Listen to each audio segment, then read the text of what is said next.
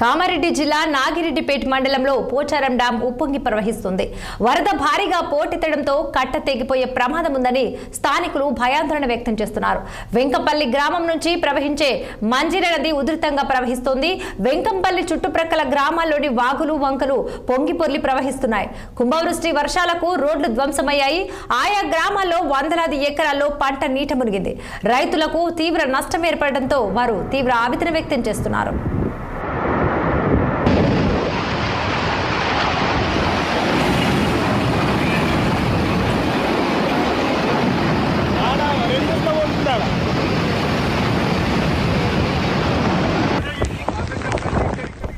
కామారెడ్డి జిల్లా నాగిరెడ్డిపేట మండలంలో పోచారం డ్యాం ఉప్పొంగి ప్రవహిస్తోంది. వరద భారీగా పోటెత్తడంతో కట్ట తెగిపోయే ప్రమాదం ఉందని స్థానికులు భయాందోళన వ్యక్తం చేస్తున్నారు. వెంకంపల్లి గ్రామం నుంచి ప్రవహించే మంజిర నది ఉధృతంగా ప్రవహిస్తోంది. వెంకంపల్లి చుట్టుప్రక్కల గ్రామాల్లోని వాగులు వంకలు పొంగి పొర్లి ప్రవహిస్తున్నాయి. కుంభవృష్టి వర్షాలకు రోడ్లు ధ్వంసమయ్యాయి. ఆయా గ్రామాల్లో వందలాది ఎకరాల్లో పంట నీట మునిగింది. రైతులకు తీవ్ర నష్టం ఏర్పడడంతో వారు తీవ్ర ఆవేదన వ్యక్తం చేస్తున్నారు.